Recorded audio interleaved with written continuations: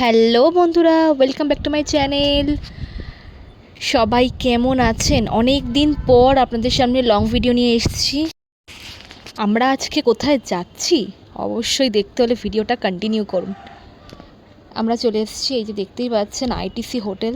এই হোটেল একটা 5 star hotel. এটা বিভিন্ন, আপনারা জানেন যারা কলকাতায় থাকেন, এখানে যারা বিভিন্ন রকম খেলোয়াড় আছে, যখন আর কি আমাদের ইন্ডিয়া টিমের প্লেয়াররা যখন এখানে আসে খেলতে, এখানেই নর্মালি ওরা থাকে।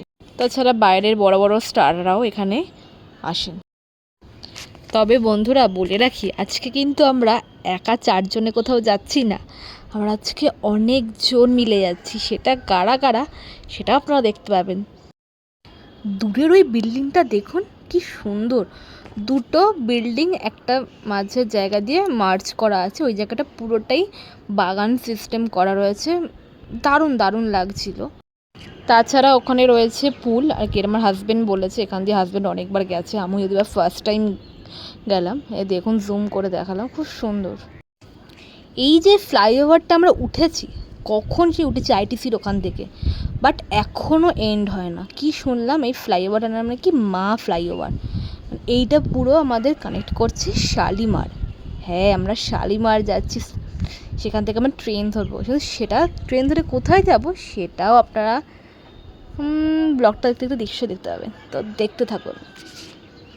আমরা সেই যে উঠেছি নিউ টাউন থেকে, তারপরে আমরা যেন সারা কলকাতা ঘুরছি। এদিকে ফার্স্টে তো সায়েন্স সিটি, ময়দান, তারপর ভিক্টোরিয়া, মানে সব ঘুরছি আমরা, মানে সব জায়গায় আমরা দূর থেকে বসে বসেই দেখতে পাচ্ছি।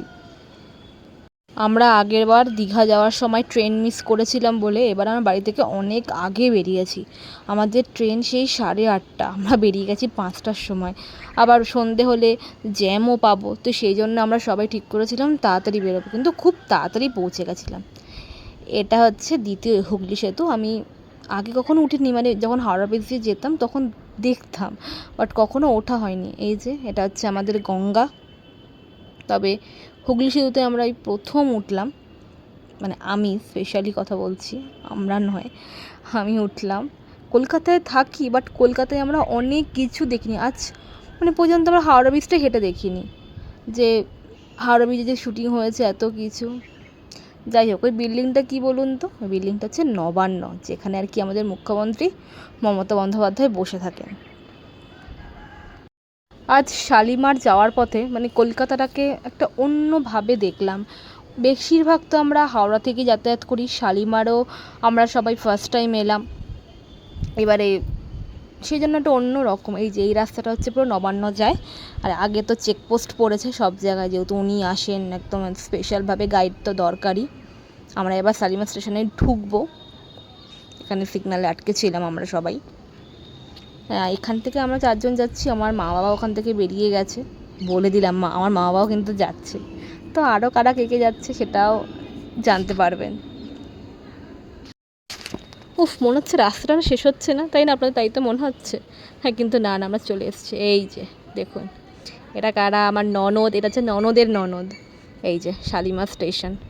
আমরা টোটাল 12 জন যেতাম, আমার ননদের নন্দা জামাই তিনি আসতেন না, তো সেই জন্য আমরা 11 জন যাচ্ছি। যেহেতু আমরা তাড়াতাড়ি পৌঁছে গেছিলাম, তাই সামনেই বললো যে রাম মন্দির আছে, তো চলো দর্শন করে আসাই যাক। একটা শুভ যাত্রার আগে ঠাকুর দর্শন বলে কথা, তো যাওয়াই যাক। তারপরে দেখলাম যে ট্রেন দিয়ে দিয়েছে, সবাইকে ডাকলাম যে চলো চলো ট্রেন দিয়ে দিচ্ছে, আগে তাড়াতাড়ি বসে পড়ি, এখন অনেক উল্টা সিট হয়েছে, খুঁজতে হবে গিয়ে। তো তারপরে উঠেই আমরা খেয়ে নিয়েছি 10টা নাগাদ, কেন তারপর সবাই শুয়ে পড়বে, অন্ধকার হয়ে যাবে, সেজন্য বললাম চলো তাড়াতাড়ি খেয়ে আমরা শুয়ে পড়ি। তারপর ভোর ভোরই আমাদের নামিয়ে দিয়েছে, 5টা বাজে তখন, এখনও আলো ফোটেনি ঠিক করে। আমরা পৌঁছ গে পুরী স্টেশন মে। মজা করতে করতে বেরিয়ে পড়লাম আমরা সবাই। এবারে আমরা যাব টোটো স্ট্যান্ডে, টোটো ধরবো, করে আমরা স্বর্গদ্বার যাব। তো সেই মতো বেরিয়ে পড়লাম টোটো খুঁজতে। যে বাবা আগে আগে বেরিয়ে গেছে। তো এখানে আমরা অনেক রকম রেট শুনলাম, তো আলটিমেটলি একটা ম্যাজিক গাড়ি আমরা ভাড়া করলাম 400 টাকা। আপনারা একটু বার্গেনিং করে নেবেন, নাহলে কিন্তু এখানে ভুলভাল সবাই দাম চাইবে। তো আপনারা সেই বুঝে, আপনাদের বলে দিলাম পার হেড 20 টাকা। আর যদি আপনারা একটা টোটো মানে ওই ম্যাজিক গাড়ি বুক করেন, তাহলে 400 টাকায় কিন্তু হয়ে যাবে। গল্প করতে করতে চলেই এলাম পুরীর স্বর্গদ্বারের কাছাকাছি। কি ভালো লাগছে। এখন 5:30 বাজে, আমরা স্বর্গদ্বার চলে এসেছি। এখন যাচ্ছি আমরা হোটেল খুঁজতে। দেখা যাক আমরা কেমন কি রুম পাই। ওয়েদারটা মোটামুটি ভালোই আছে, হালকা একটু হিউমিডিটি মানে হালকা গরম আছে একটু। দেখা যাক আমরা কি কেমন হোটেল পাই। কি বাবা, এই তো পাহাড়ি রাস্তার মতো উঁচু মনে হচ্ছে। এই যে এটাই হচ্ছে পুরীর শ্মশান স্বর্গদ্বার। এই দিকটা না প্রচুর হোটেল পাবেন বিভিন্ন রকম রেটের। আমরা এই হোটেলে নিয়েছিলাম, হোটেল ড্রিম কানেক্ট, মানে অসাধারণ হোটেল। মানে এটা 3 স্টার হোটেল ছিল একটা, মানে দারুণ দারুণ। চলুন তাহলে আমাদের রুম ট্যুরটা দিয়েই দিক, আমরা কেমন রুম পেয়েছি।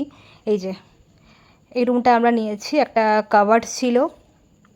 হ্যাঁ, তো বেশ ভালোই বড় জানলা, ওইদিকে কিচেন সেট আপও রয়েছে, আপনি চাইলে রান্না বান্না করে নিতে পারেন। এই যে কর্তামশাই তো আগে থেকে শুয়ে পড়ে একদম টিভি দেখছে।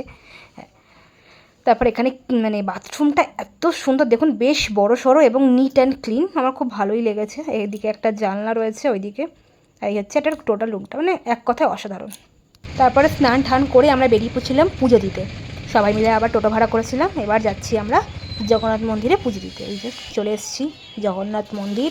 আমাদের অলরেডি আগে থেকে একজন পান্ডা ধরাই ছিল আর কি। সেই পান্ডার কাহিনিটা মানে অসাধারণ, সেটা আপনাদের পরে জানাবো। আসলে আমার কাছে না রং নাম্বার চলে এসেছিলো ভুল করে, মানে পুরীরই পান্ডা, ভাবুন। ঠিক 2 দিন আগে আমরা বুধবারে গেছি, ঠিক আমাদের সোমবারে আমাদের কাছে ফোন এসছে। তো আমাদের পুজো দেওয়া কমপ্লিট হয়ে গেছে, ভিডিও করতে পারিনি কারণ ভিডিও করা বারণ আছে।